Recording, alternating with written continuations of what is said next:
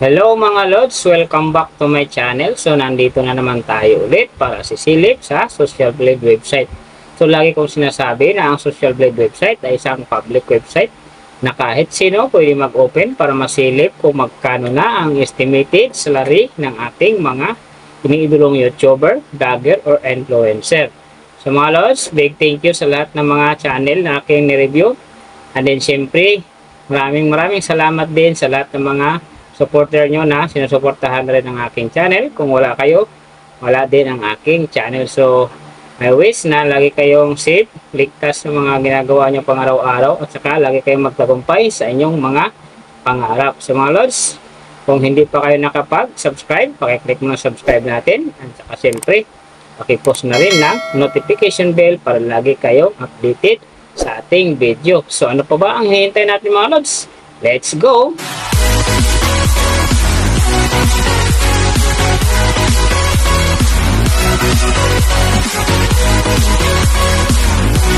So mga Lods, yung sisilipin naman nating estimated salary ngayon, walang iba kundi kay Papa Dins TV. So ang kanyang content mga Lods is mix yan. So silipin nyo ang kanyang channel and then support nyo na rin mga Lods. At saka huwag nyo kalimutan na isama sa pag-support na rin ang aking channel.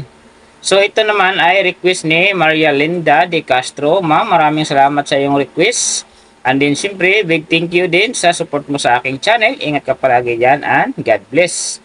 So si Papa Dins TV mga Lods, mayroon na siyang upload videos ngayon na 1,023. And then mayroon siyang subscriber na 171,000. So may video views naman siya ngayon na 42,684,654. And then yung kanyang country naka-blank pa, pero alam naman natin mga Lods na isa din siyang Pilipino. So yung channel type naman niya is PayPal. And then yung account niya ginawa ito noong September 28, 2020. So doon naman sa kanyang total grade, nakakuha siya ng letter B. And then sa kanyang social blade rank naman, nasa 182,002. So doon naman sa kanyang subscriber rank, nasa 2,178.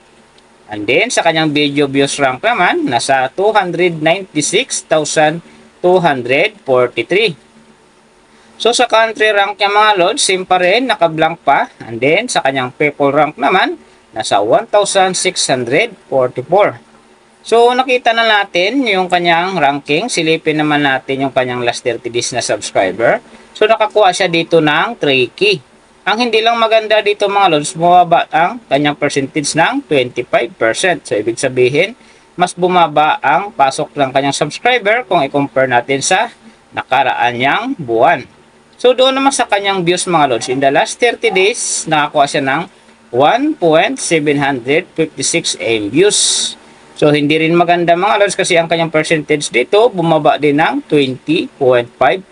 So ibig sabihin, bumaba din ang pasok ng kanyang views ngayon kung i-compare natin sa nakaraan niyang buwan. So alam na din, yung mga supporter ni Papa Dins TV, share na sa ating newsfeed and then sa ating mga friends para gumanda uli ang akyat ng kanyang views at saka yung kanyang subscriber.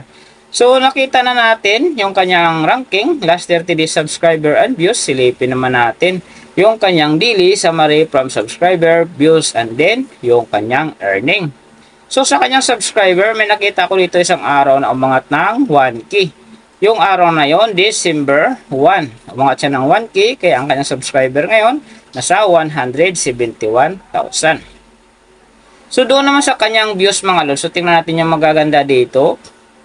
November 28, nakakuha siya ng 54,000. And then, November 29, 92,000. Tapos, December 1, nakakuha siya ng 86,000. And then, nasundan ng December 3, 87,000. Saka yung last na video maganda sa kanya yung December 6, 71,000 ang kanyang nakuha. So, hindi ganun kaganda yung mga Lods kasi ang kanyang percentage dito bumaba ng 20.5%. So doon naman sa kanyang earning, tingnan natin dito yung November 29. Sa kanyang low estimated, nakakuha siya ng 23 US dollars. And then sa kanyang high estimated naman, nakakuha siya ng 371 US dollars. So ang mga naman mga Lods, daily summary lang, mas maganda kung silipin natin yung naka-round off na from daily, weekly, and monthly para malaman na natin kung magkano na ngayon ang estimated salary ni Papa Dins TV dito sa YouTube. So, unahin natin yung kanyang daily average. So, sa daily subscriber, nakakuha siya ng 100. And then, sa kanyang views naman, nakakuha siya ng 58,547. So, doon naman sa kanyang daily, low estimated ng kanyang earning, nakakuha siya ng $15.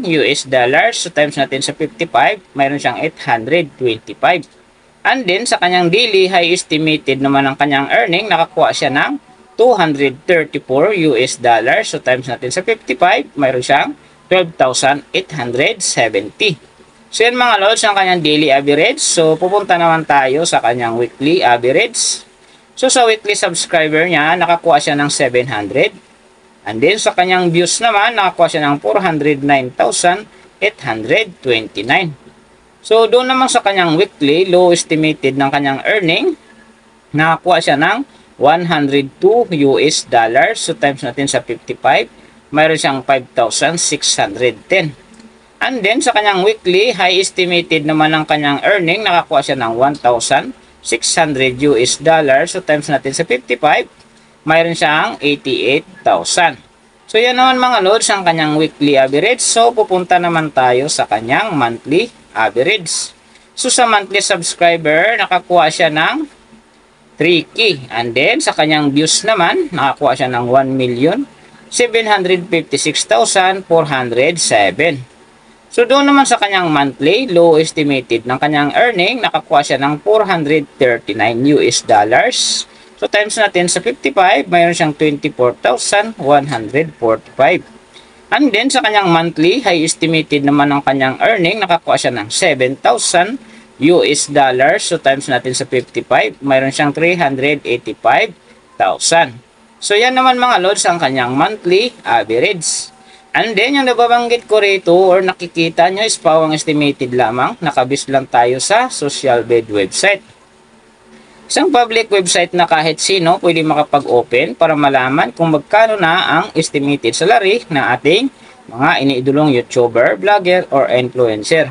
And then yung ganap na yan mga loads, laging natutupad yung low estimated kasi nga hindi natin kayang i-demand sa ating mga viewers na huwag mag-skip ng ads. Pero pwede pa rin maging times 2 yan, times 3, or maging times 4 pa yan kapag ang isang vlogger nakapagpa-viral ng kanyang video.